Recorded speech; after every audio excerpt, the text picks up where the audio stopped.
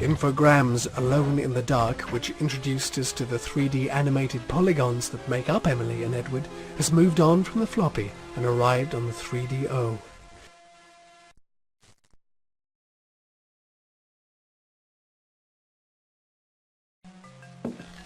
The 3DO version adheres faithfully to the plot of the original, so once again our intrepid investigators are plunged into the nightmarish paranormal happenings that take place in the crumbling old mansion Deserto.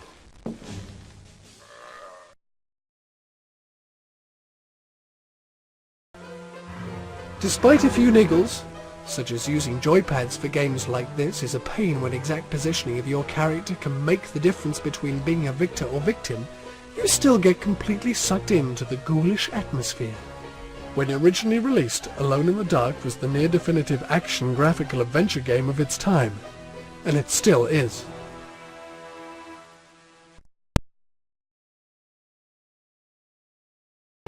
You can choose to play Edward or Emily, whatever your persuasion.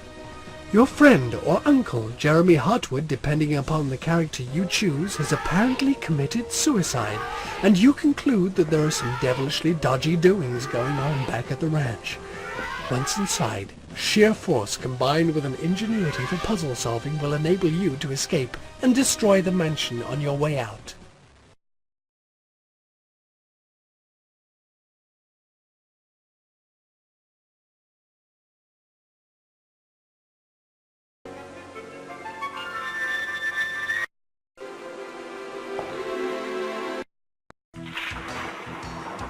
Whereas Alone in the Dark had you desperately trying to escape from a house of hell, Alone in the Dark 2 has you trying to break in. Infogram have excelled with this follow-up that contains more puzzles, zombies, and locations, plus everything that made the original so good.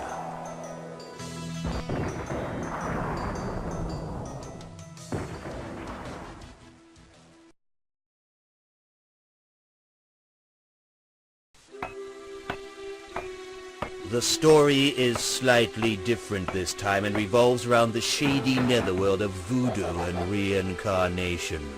Grace, the daughter of a wealthy family, has been kidnapped and is believed to be a prisoner in a creepy old mansion called, appropriately, Hell's Kitchen.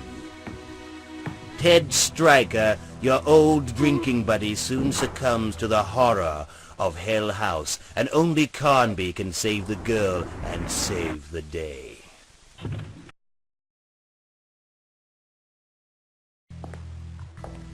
Alone in the Dark 2 is one hell of a game. All the characters are fully animated and digitized speech has been provided as voiceovers to the numerous books that you have to read. With a brooding atmosphere, constant danger, and frightening confrontations, it is even better than its predecessor.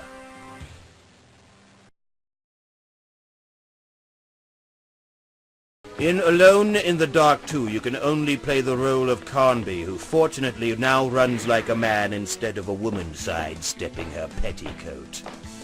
Later in the game, you take control of the young girl Grace. Being only about a foot high and scared of the dark, you now have to use childlike cunning rather than brute force to evade or incapacitate the bloodthirsty pirates after your blood.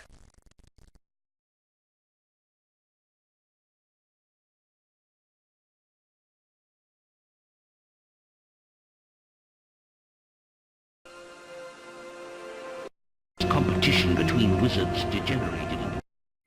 You stumbled innocently into the world of Ecstatica in search of a swift half during a journey through the mountains which surround and enclose the town. Now the bridge you passed over has collapsed. You're trapped, and the monsters want to kill you.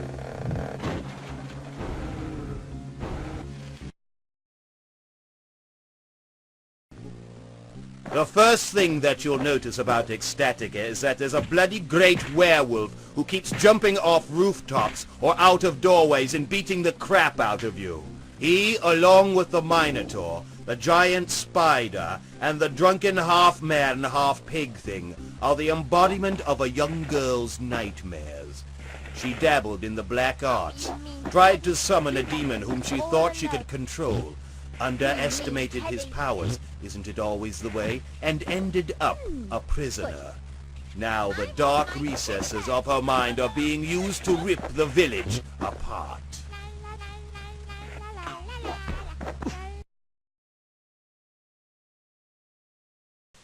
You have the choice of playing the game as male or female, both of whom are equally adept at expressing themselves physically with knives, swords, teddy bears, and whatever else comes to hand.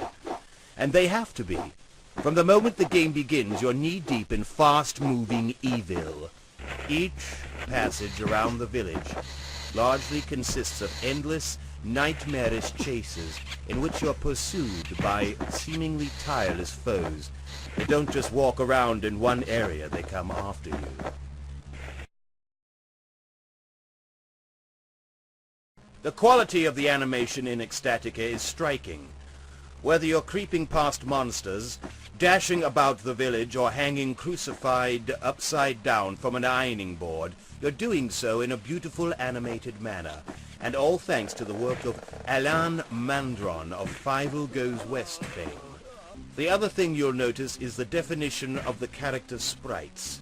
They look like real living creatures, thanks to the new ellipsoid technology developed by Andrew Spencer, the game's main creator. Ecstatica is a mighty bundle of tension-packed fun. It's big and has a fairly open-plan approach, where you always know roughly what you should be doing and where you should be going, so that it never becomes frustrating. It's brilliantly animated and has a great soundtrack and sampled speech packed with atmosphere, well worth blowing your sweets money on.